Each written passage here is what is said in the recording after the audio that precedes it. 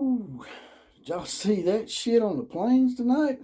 That had me grasping my chest like Fred Sanford on a bad episode of Sanford and Son. I felt like I was, uh, thought I was coming to Georgia, honey.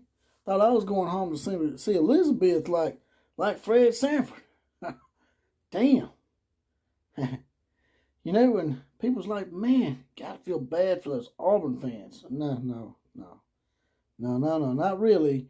Now, in a way, yeah, maybe you do feel a little remorse for them, but there's been so much voodoo and all sorts of crazy happenings and four-leaf clover sprouting out of asses down there on the plains for so many years. Kick sixes, all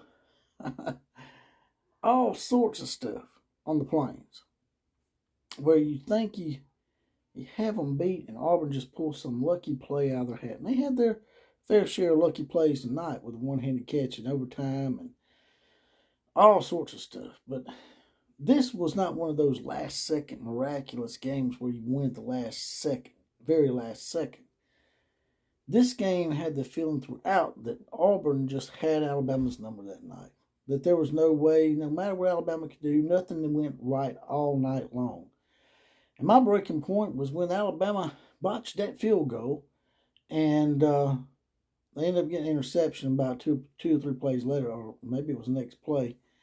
I actually got up from Buffalo Wild Wings with my buddy Ray, and decided I'd just make my way home and get ready to maybe do something later on tonight. So as I was driving home, I got home, and there it was on TV. My son had put it on TV. And I said, what the hell, I'll sit down and watch the rest of it right here. That way I ain't got to listen to none of them obnoxious Auburn fans out at the bar or out at the restaurant. So I'm watching the game, man. And there were so many moments in the game where you thought Alabama was just done. That's what made this an entirely miraculous game. Like I said, I'm not usually happy with these kind of games. I'm not usually happy with Alabama barely skating by. But this is a game that they didn't just barely skate by. This is a game they shouldn't have won. And they still won the damn thing.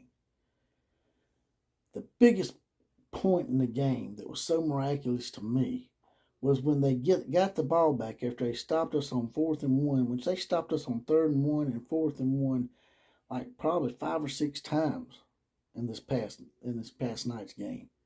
5 or 6 times we had it within 1 yard of a first down and couldn't get it.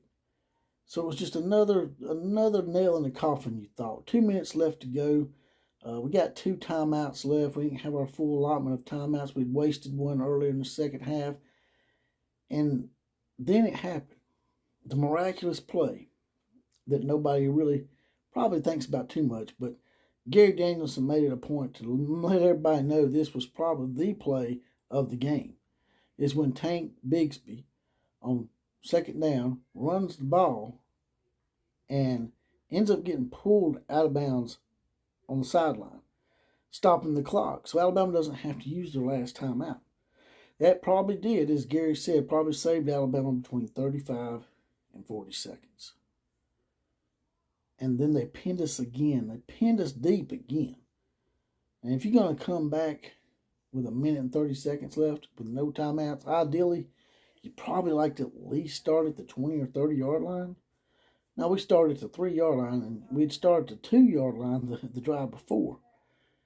We started at the 3 yard line, and first play out of the chute, nothing. Then it happened. Then we started getting plays, going down the field, making plays, getting down the field. Then in the corner of the end zone to Ja'Cory Brooks, the guy who come in off the bench and replaced Jameson Williams. This guy wasn't even supposed to be in the game probably at this point. And he makes the game time catch that saves the game and saves Alabama's season, at least until we play Georgia. Because we keep playing like this, it's eventually going to catch up to us, and Georgia might just give us a good old ass whipping. But it keeps the hope alive, and it keeps Alabama alive. And if you don't take Alabama out when you can, they're just like a Highlander, man. You got to chop their head off. And then we get into overtime. And numerous times it looked like They had us stop. We had them stop. They had us stop. We had them stop. And they make a play. But that 2-point play, once again, you got a guy in there, number one, his name escapes me, makes the play on the ball, knocks it down, the 2-point conversion. Yet another young player steps up, and then we win the game. And like I said, this is actually a game that I'm not mad about, because this is a game that I had chalked up as a loss. With 2 minutes left to go, I just knew this game was over. It just doesn't happen to where, player runs out of bounds and you get an extra 40 seconds and that kind of deal. This was more of a miraculous game than a Hail Mary in a way, because Alabama had basically done all it could throughout the game to lose this game, and yet they found a way to win it. And while it might not have been as flashy as some of the games that Georgia's put together, it was one hell of a defensive effort by the defense. The defense saved this game for us. Finally, the defense steps up and looks like one of the old school Alabama defenses.